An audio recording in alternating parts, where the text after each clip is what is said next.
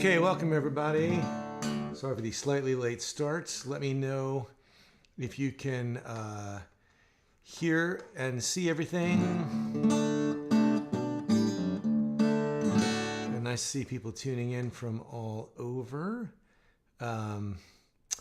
Cypress, Texas. I don't know where in Texas that is. Of course, I don't know where a lot of things in Texas are. It's a big place. Barack, happy to see you're back in the fold. George, yes, I am playing the New World Deli this weekend. I will be there the night of Saturday night, the 3rd. And apologies for my my late arrival. Two pieces of news. One, there's an updated 1.1 version. No, sorry, that's for the 2:30 session. I'm more of a headless chicken than usual today. Today is the day that you have to, if you have a kid applying to college, today is the day you have to tell the places you're not going that you're not going, and tell the place you are going, and make your deposit, and it's go time. And the Dauphin, it's been a nail biter figuring out where he's going to go, but he finally has a destination, and it is it's been an interesting year, and this last week has been particularly interesting. But we just got that wrapped like this morning, so I'm a little more of a headless chicken than usual. But take a deep breath, drink water. That's what John Baptiste says. So we're going to talk about Crow Jane, and that's going to be great. Wear a dark shirt for Saturday night. Everyone's a critic. Yeah, I guess that the last videos, the shirt got a little washed out. I love that shirt though. Anyway, we're going to talk about Crow Jane today, here in the 1 o'clock for me slot. And then the second session in an hour and a half, we'll be getting into improvising on Statesboro Blues. So a lot of drop D. I went ahead and if you've either been here since the beginning or you've gone back to look at it, the Crow Jane material was everything was a separate PDF. So I went and made a consolidated PDF, and in the process, you went through and kind of updated what was written out so that the horizontal 3 steps clear. I clarified what was going on in the embellished versions, all that stuff. And then there was never any written material early on for either the improvisation or the arranging lessons. And so we have all that written out as well. We'll get to the improvisation a month from now, and we'll do the arranging 2 months from now. So while you're working on Statesboro Blues, like, you don't have to really pile it on. Like, this stuff is spread out. And so just to get another song in the mix, it's also in drop D. It's also with the alternating thumb. And it's also nice. I like being able to go back and clean up some of these earlier tunes, because it took a while to kind of figure out what the format was going to be. And it's still evolving a little bit, but it's a lot clearer. So that's what's going on. So let's get into it. Hopefully, there's a lot of material, but hopefully we'll have some time for some Q&A. This is the fundamental version. So again, we're in drop D. The thumb is going to be going between 6th string, 4th string, 3rd string, 5th string, 6th string, 4th string, 5th string, 4th string. And I'll break down the melody and the bass in just a minute, but here is what it sounds like.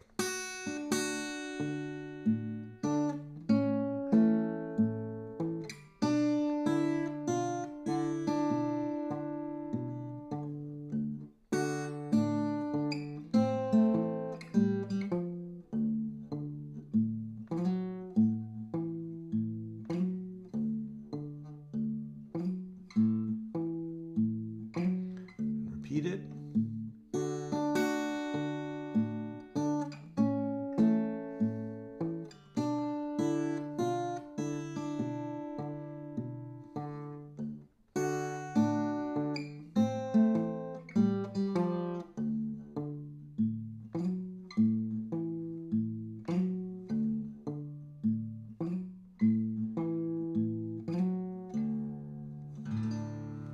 All right, so there's the fundamental version.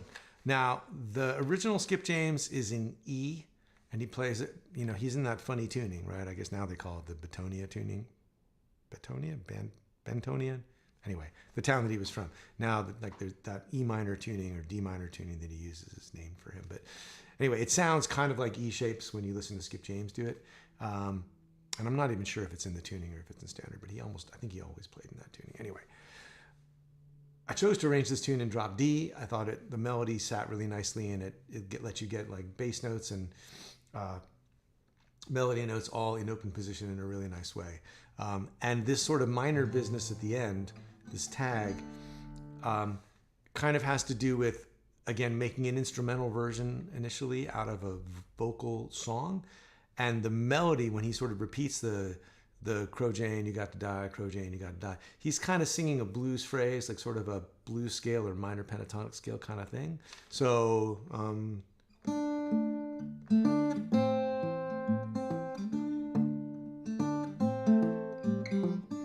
when you play it on the guitar, it makes it sound kind of like a minor chord. And I've always liked that sound of like 1 major to 5 minor. So I kind of just folded that into the arrangement, even though like when you listen to the original Skip James version, you can hear it's more of a 1 to major 5 kind of sound. But that's just kind of a quirk of this arrangement. So let's break it down. I've highlighted the bass here. And so if we go through and look at what the bass is doing, on the D chord in the first measure, again, I mentioned this 6th string, 4th string, 5th string, 4th string. The A, we're just rocking between the 5th string and the 4th string in the 2nd measure. And then on the G, we've got a B in the bass. And so it's also the 5th string to the 4th string for 2 bars, playing the 3rd and the 5th of the chord. Next line, we're back to D. A minor is just roots and fifths. And then D, we've got this slide. So let's stop there for a minute and just look at that. Nothing's really happening in the melody here. So what's happening is we've got here in measure 6, 6th string, 4th string, 5th string, and then you're going to play the 4th string again. So the thumb is doing what it's been doing, 6, 4, 5, 4. But on the last bass note, on beat 4 on the 4th string, you're going to have your middle finger here, or whatever finger is good for you, here on the 2nd fret, and do a grace note slide, a quick slide up to the 4th fret, which is the 3rd of the D chord. So 1, 2, 3, and then to an A chord, and then that slide again. And then the D at the beginning of the last line, and then the A, and then the melody going back into the tune again. So that's again sort of like a quirk of the original Skip James, and I wanted to sort of keep that flavor in there for the arrangement. So that's what the bass is doing. So again, just to play through the bass one time all the way through. D, A, G over B, D, A, D, here's the tag,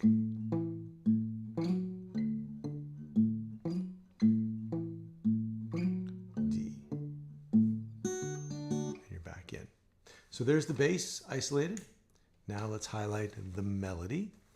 So we've got really playing out of the chord shapes on top. And as usual, I'm defaulting to index, middle, and ring on my 3rd, 2nd, and 1st finger.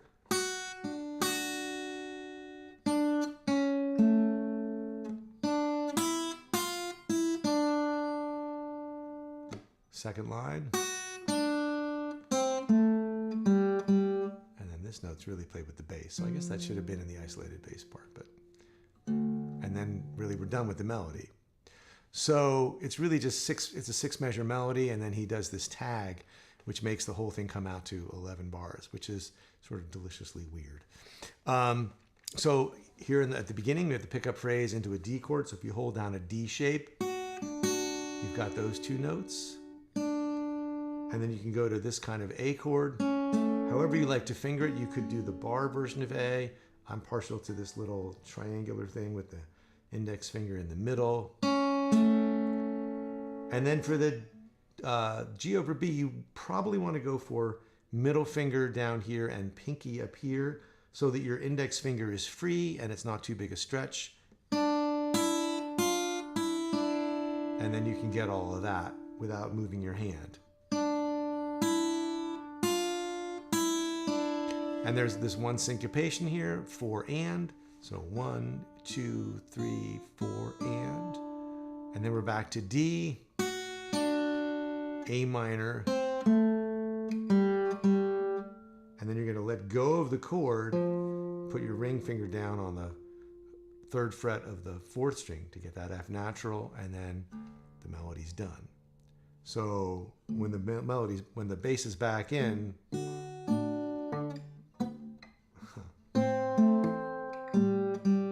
actually I guess you don't have to lift up the whole chord. You can just take the middle finger out of that A minor and stick it up here.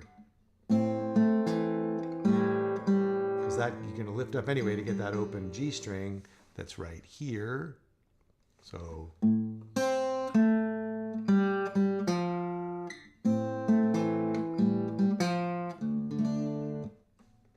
So that's what's going on with the melody when isolated.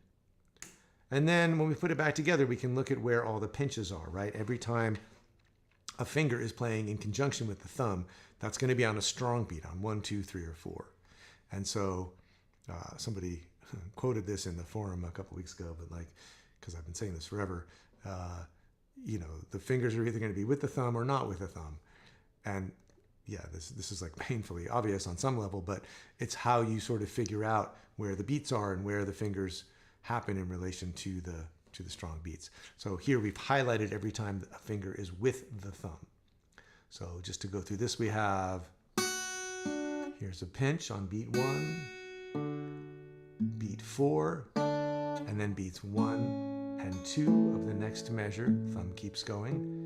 And now all 4 beats of the thumb get a finger note in measure 3. And then we have that syncopated note on the end of 4. So we've got pinch, pinch, pinch, pinch, and, or 1, 2, 3, 4, and then the bass keeps going. Now here's the next line, the beginning of line 2, right here. And then we have, again, pinches on beats 2 and 3. So 1, 2, 3, 4. And then on the A minor, a pinch, 1 and, index comes into the second, on the and of 1, on the 3rd string, 1 and 2, 3. There's a pinch, followed by an and. So 3 and 4. So the thumb is going to just go to the 5th string of the 4th string like it ordinarily would, but now you're going to be playing at the 3rd fret instead of the 2nd fret. So these 2 measures together sound like this.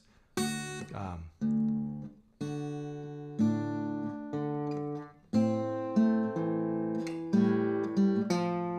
then it's all bass for the last 5 measures. So that's what we have for the tune itself. Now, before I get into the embellish, let me just pause for a second. And if there's any questions about any of that, happy to talk about that. And then I've continued this practice of highlighting the embellishments. So like we're going to look at some things that change in embellish number 1. I do not remember what I was trying to highlight here. I don't know if this belongs over here, or I'm going to fix that in an updated version of the PDF, because I don't remember why that's there.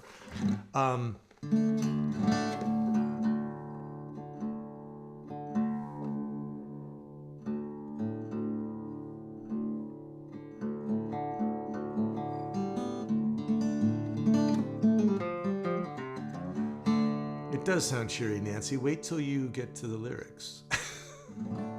I did a heavy edit on the lyrics. It's a pretty dark song, but makes a very fun instrumental. And if you do want to do the words, I kind of curated a version of the lyrics that doesn't feel quite so bleak. Okay, so here's some of the changes that we're getting into. Basically, and I've listed sort of by measure what's happening. We've got syncopations in measures 1, 3, and 6. These are anticipations where we're syncopating by coming in a half a beat early. We've got some slides in measures 2, 5, and 11. And then we've got pull-offs in measures 7 and 9, and we've got a bass fill in measure 4. So I'll just sort of flag these as we go by. So here's the first slide, just in the pickup phrase. It's coming in now on the and of 3. So 1 and 2 and 3 and 4 and. And this is not a grace note slide. Like, this is a slide where you want to hear both notes for their full value. So 3 and 4 and 1, 2, 3 and. And so here's the first anticipation, right? This was falling right on the downbeat last time in the fundamental, right? We were having, and now we're having 1 and 2 and 3 and 4, right? So it comes in a half a beat early. Instead of on beat 4, it comes in on the end of 3. So.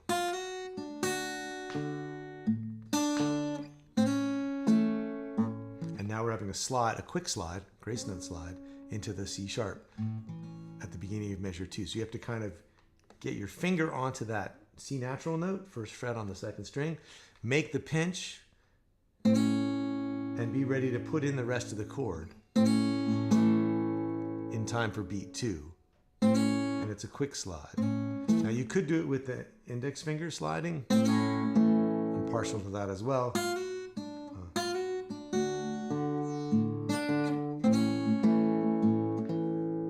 But in both cases, for the D, I'm kind of thinking like I'm doing the slide, but my fingers are sort of ready to come in and finish the chord. And same thing over here. Right? You get an extra beat or half a beat sometimes to make that chord, but you want to sort of be a little bit ahead of yourself, like, oh yeah, like that's what's about to come down here. So here's the first two measures.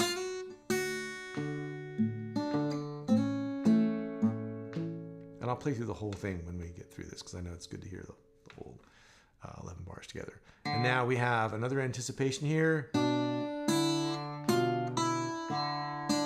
2 anticipations, right? So instead of playing, well, I guess we already had one of those 8th notes in there, but we had originally, and now we're moving this note up from the beat 4 to the end of 3. So we're having, and then we have a bass note in measure 4. And so we're just bringing over, the ring finger's just waving around up here, right?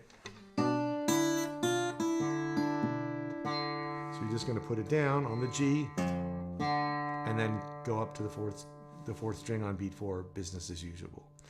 Now here we have another slide. Same one that we had up here, but now we're doing it as a quick grace note slide. Mystery highlight, I don't know what that's for. And then there's another anticipation. We're going to play this, instead of playing it right on,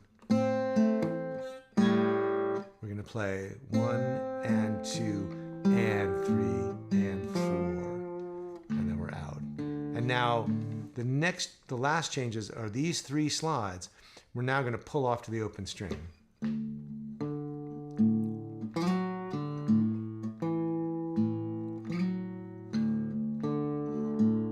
Next line, pull off,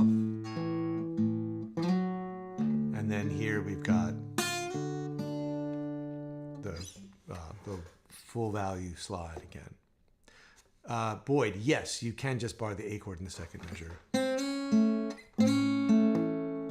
Totally cool. So here's what the whole embellished number 1 sounds like. I'll try to play it just like the tab. 1, 2, 3.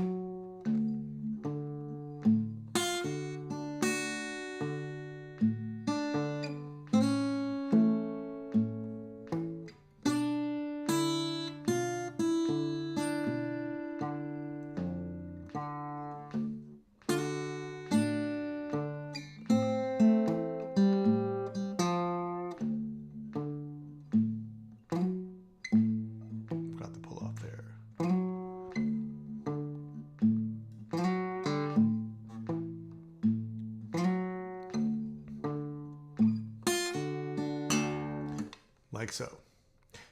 Ken, MM stands for measures. It's the plural. It's like P and PP when you're like doing citations in your thesis or whatever.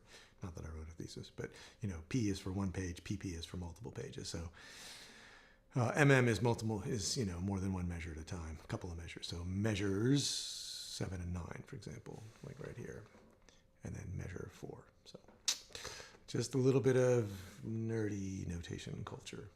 Okay, so that's, excuse me, that's embellish number 1. Embellish number 2 has a few more things added in. There's a thumb wrap for the A in measures 2, 8, and 10. So if you want your bass not to just go 5, 4, 5, 4, but if you wanted to go 5, 4, 6, 4, like if you were playing in standard tuning and playing an A chord, you could go 5, 4, 6, 4 down to the E. So if you're in drop D and you want to get that broader bass sound, you can do a thumb wrap. This is highly optional. I find myself doing it just kind of intuitively at this point, but this is, I would say, the last embellishment you should bother to include. One of the reasons that I've started highlighting these is so you feel like, so you can see the difference from version to version, and also so you can pick and choose. Like every one of these is an embellishment, and you can choose to fold it into your arrangement, but you don't have to. So you don't have to do this thumb wrap, and you can still draw the rest of the embellish number 2 stuff in if you like. Anyway, going along, nothing is new in measure 1.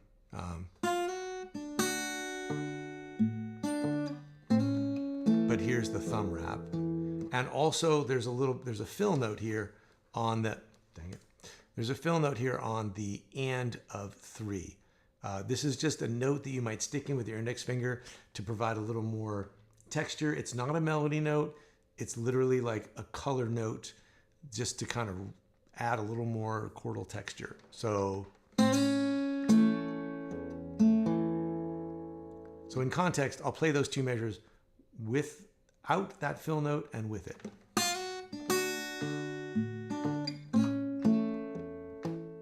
There it is without, and right, it's just a little bit of extra, right?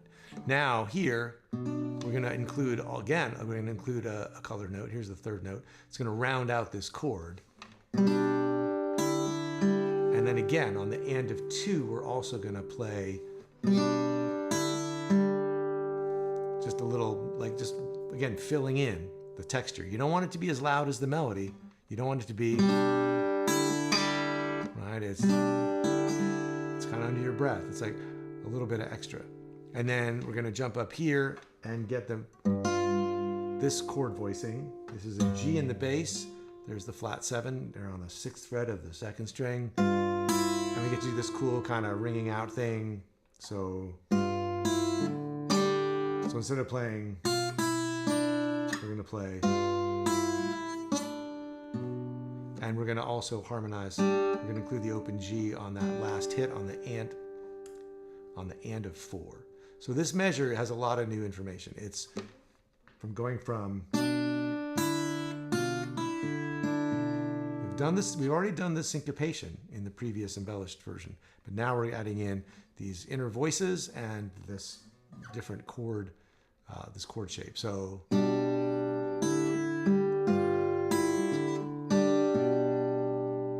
from the beginning of the measure of the line,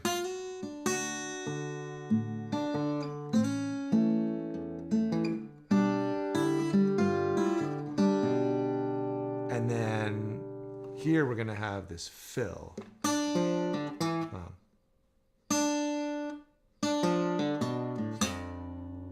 And so the chord is holding over. We're going to hit the bass again and hit a melody note on the and of 1. And then it's a series of descending pull-offs. Right? So flat 3rd to root on the 4th string. This is the 6th to the 5th of D, and then flat 3rd. So it's on a G, right? I mean, we could look at what these notes are relative to G, but it's really a blues lick that's about to resolve to D. So it's really a D blues lick. So I'm thinking of it in terms of the intervals in D, flat third, root, 6, 5, flat 3. And so we have, from the beginning of the measure, 1 and 2 and 3 and 4. And now this is all the same. Here's another fill. It's an and. It's like a little pickup. So we're not just playing. We're playing.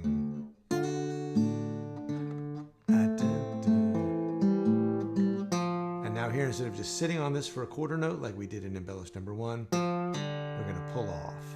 So it's 4 and in the bass. So these two measures.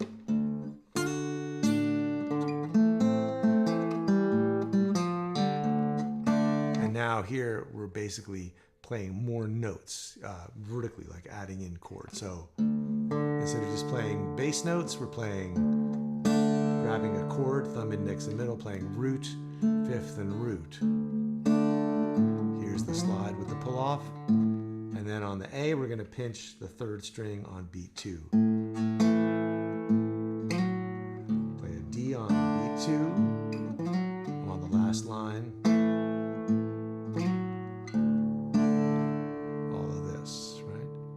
So the whole thing sounds like this.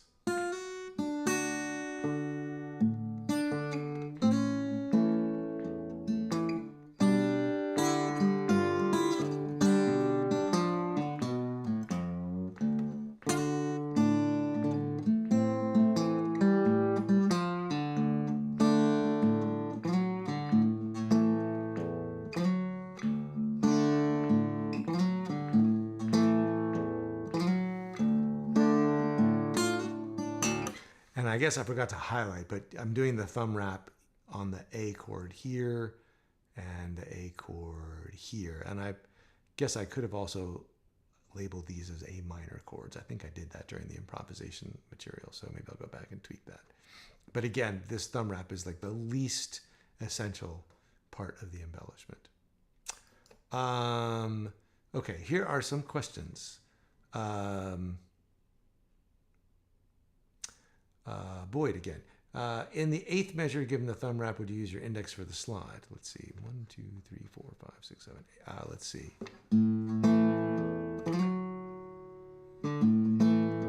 Depends if you're doing a bar or you're doing the triangle shape, right? I seem to reach for this one intuitively, but this would be good too. Might be easier. Not really sure. Let's see. Sure, index works right there if you're doing the bar. Or, it just depends on what shape I'm on. If I'm on this shape, I'm going to slide with the note that's already there, or the finger that's already there, which is the middle finger. If I'm doing this, then I'm going to slide with the index. So it's up to you. It depends on what. If you're doing the bar, then yeah, go with the index for sure. And would I change to the A minor shape at the end of the 5th measure?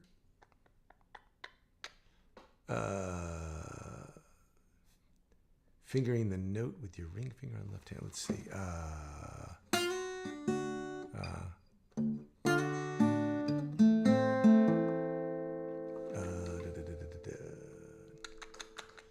Let me see. Would you change to the A minor shape at the end of the 5th measure?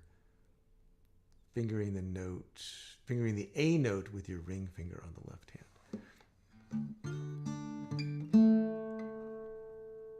Yes, I would. I would.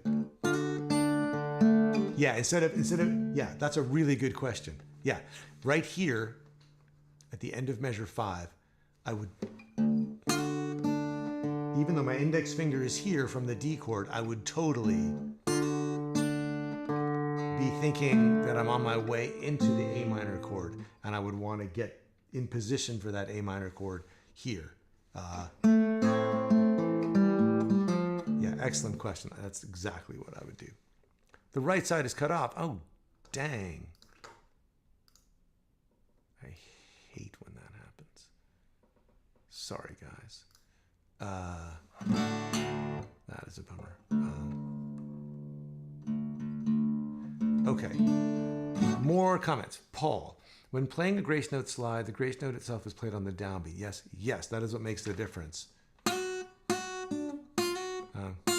So this is played on the and, right?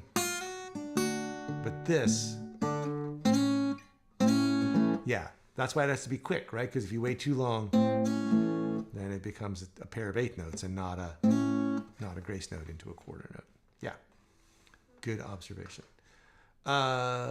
Bruce, let's see. The form of this song is pretty odd. Are the 4 bars of vamping from bars 7 to 11 just the traditional part of the song? I don't remember from when we originally did the song back in 2019. Yeah, so basically where that vamp comes from is that, Skip James is singing, if I can remember properly, Crow Jane, don't hold your head so high. Someday, you got to die. He's just kind of repeating the, what are the actual words? They're in here. I don't remember exactly. I've done different versions of this song at different times. You have to lay down and die. Crow Jane, don't hold your head so high. Someday, baby, you got to die. Got to lay down and die. Got to lay down and die. I dug her grave with a silver spoon. Ain't nobody gonna take... Oh, a silver spade, right? Because that's what rhymes. I dug her grave with a silver spade. Ain't nobody gonna take my Crow Jane's place. You can't take her place.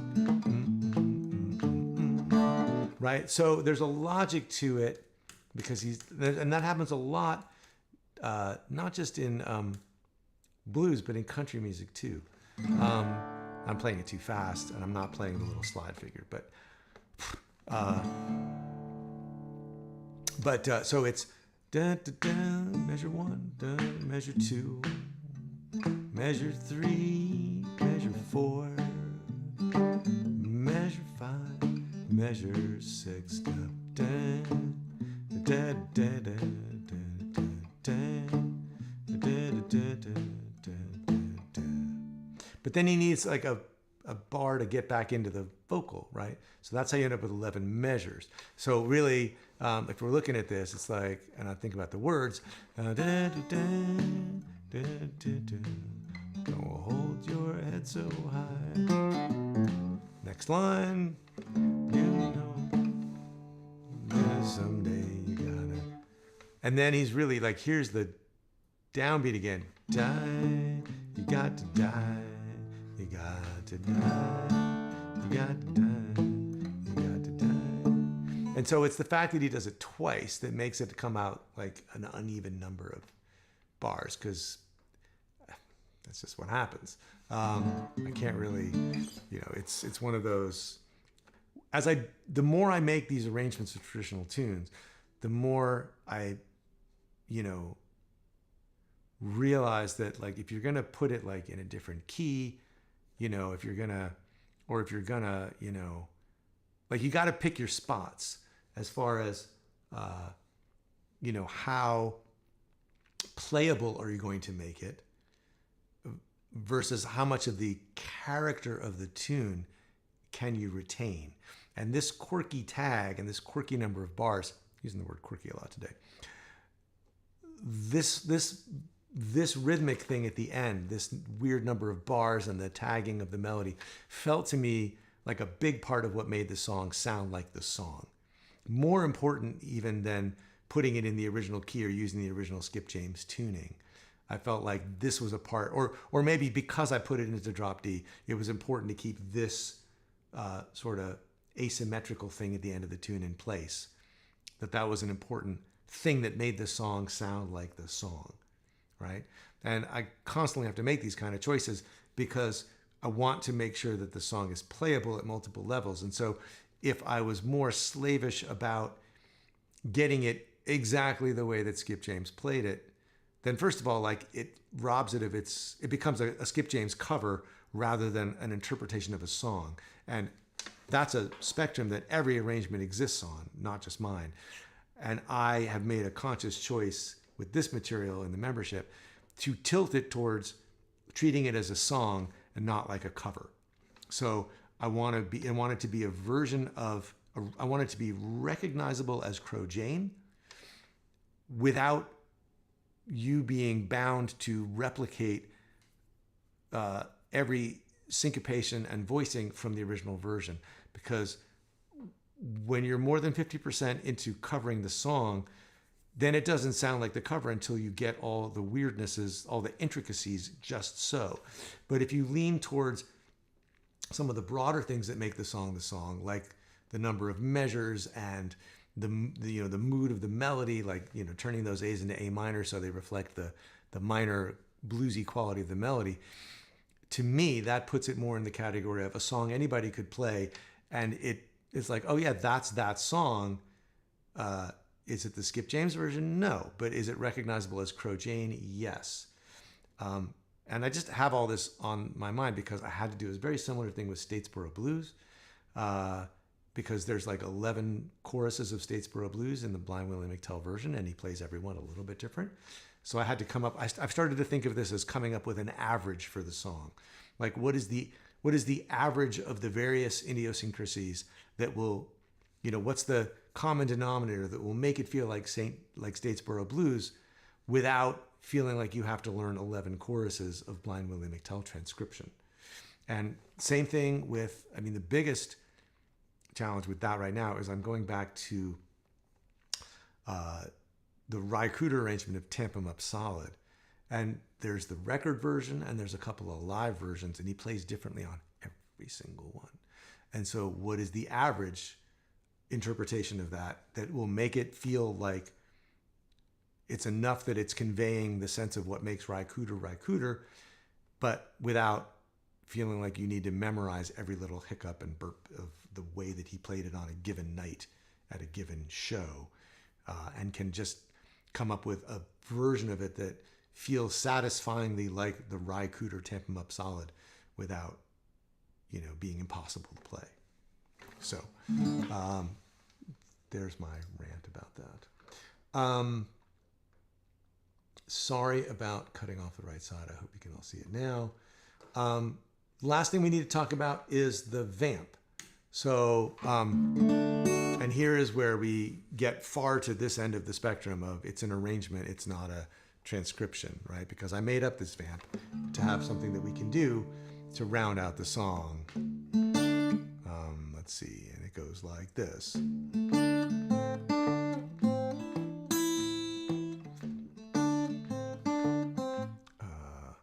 Can I play my own arrangement?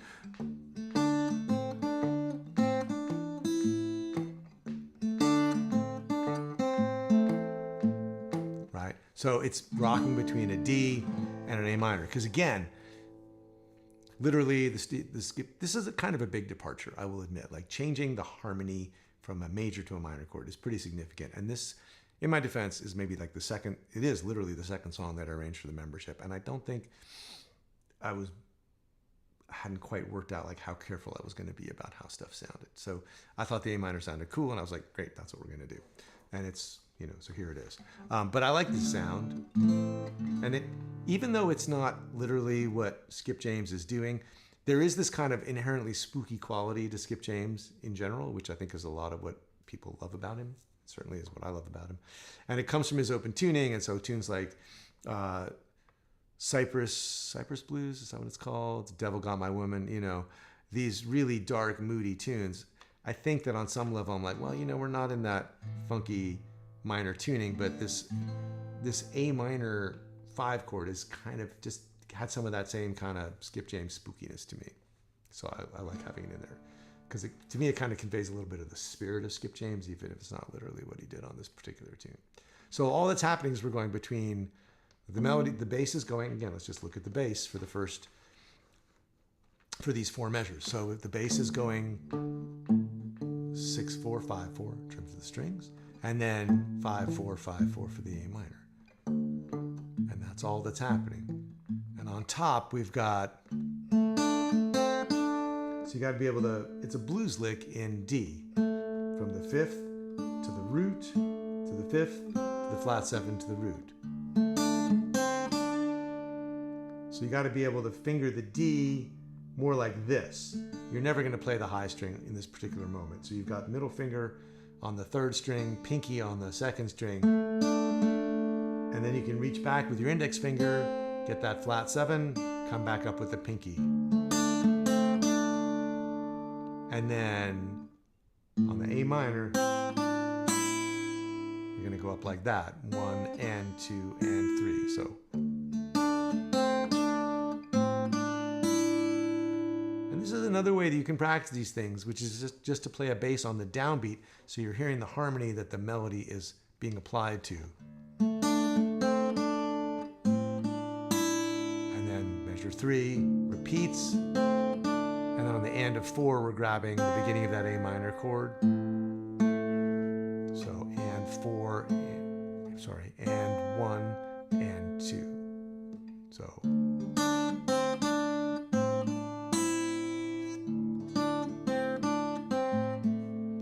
And then with the bass included.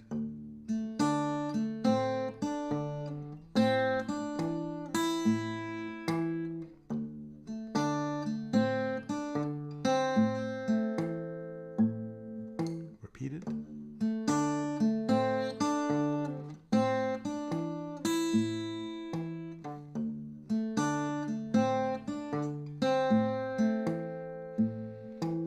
And then the only thing that's different when you're going into the melody is you want to make a full stop here on the downbeat of 4.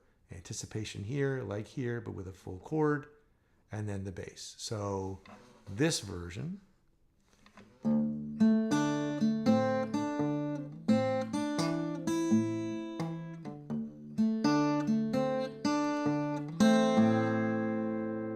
So 1 and 2 and 3 and 4 and going into the A minor chord on the end of 4, getting the bass, and then you might damp it and give yourself a little breathing room. So. I'm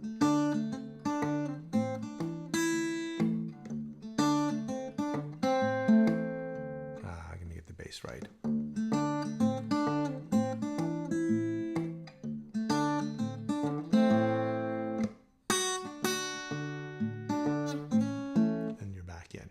So if we were going to do the simple 5-step version of the tune, you could play the vamp, you could play the melody, play the vamp, play the melody, play the vamp out, right? So that would be like this. Let's see.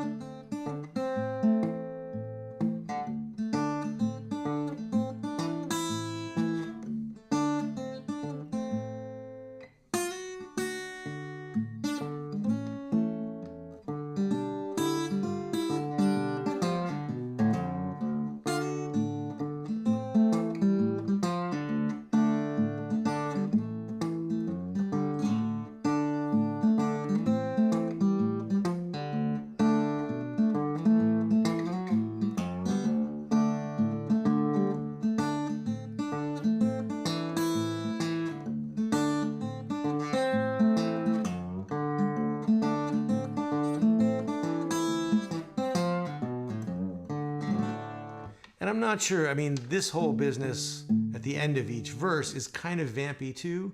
So I'm not sure, there might be a point where you want to just sort of morph into the vamp a little sooner. So you could just go right in bar, this right here. You could just jump into the vamp here if you wanted to. So you could go.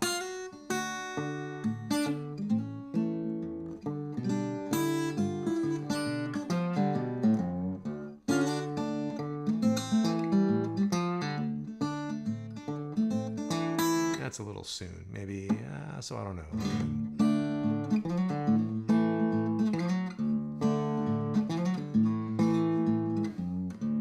I know, I'd go here, right? I'd play this stuff, these 4 bars, and then I'd jump on the vamp here. So I'd go, let's see, I'd go.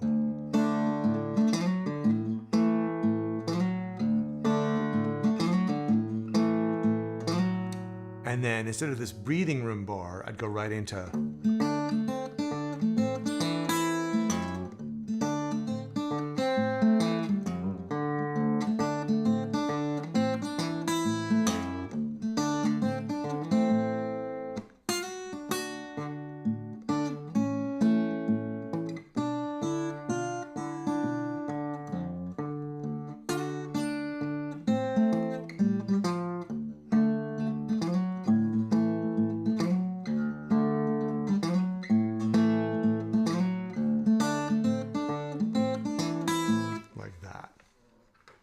Okay, that is the tune. So let's see if there are any other questions. Oh, Joel, in measure 4, should the last note of the measure not be a pull-off 2? In the other version, it was a slide from 3 to 4. Let's go back up here. I thought we were done with the. Let's see. Okay, measure 4.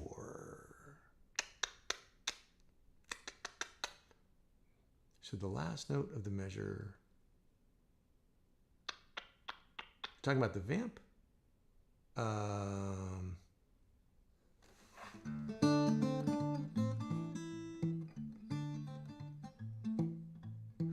Joel, if you can, clarify if you're talking about the vamp or the tune, because I'm not sure what you're talking about.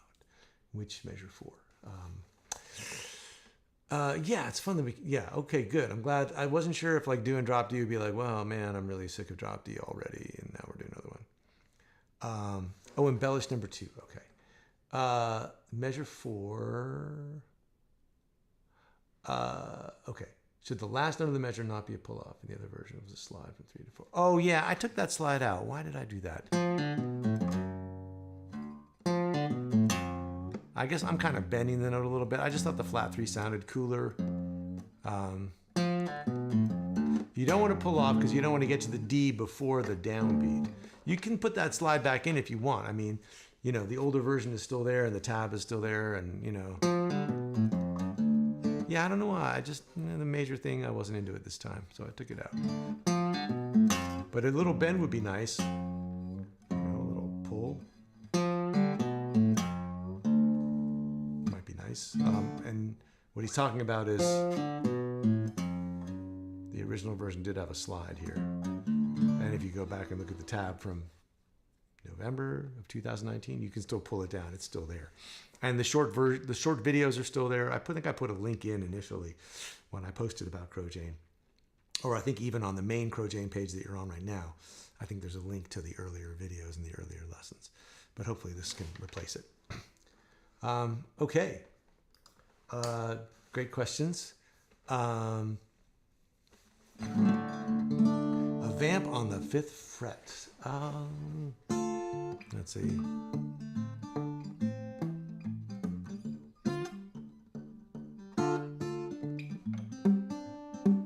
Yeah, there might be some things you could do there. I think for the embellished, I think once we get into later lessons, I did maybe some fills and stuff for the vamp. Martin, I love that it's another drop D because it builds my chops on the changes. Yeah, great. I mean, that was my thinking. You know, there's only so many keys that we're going to work with around here. Maybe 6 of them. You know, E major, E minor, A major, A minor, D, and C. That's kind of the whole shebang. So, you know, the more I play in drop D, the more I love it. I think it's really versatile, and I think it's really expressive, and I love the low bass notes, and I think it's got as much potential.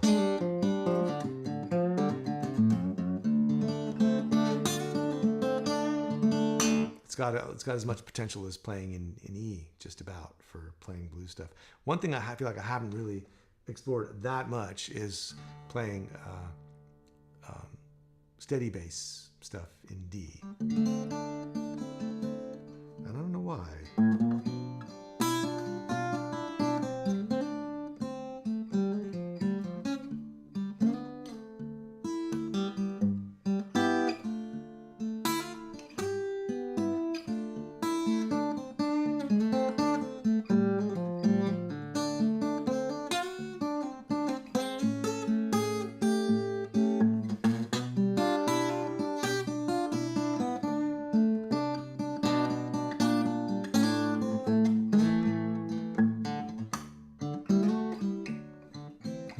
there's all kinds of stuff.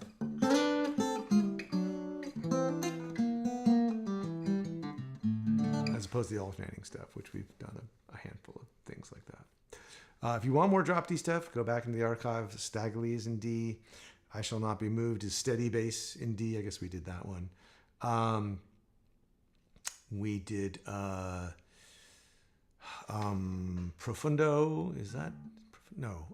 Ivory Ghost. That's got kind of a halftime bass in D. There's a few other ones too. So there's a bunch of drop D things here, but yeah. So 9 Pound Hammer, we did a version of that in D also, which is also not supposed to be in D, but we looked at it that way. Parisian Blues, also alternating thumb. Yeah. So okay, and speaking of which, in half an hour we're gonna work on Statesboro Blues. So come back for that, and we're gonna start doing improvisation. So Fundamentals of Improvisation, Volume 10, we're up to. So we'll look at improvising in D in just a little bit. So if you have more questions, if you think of things between now and then, bring them to the next live stream. And if you're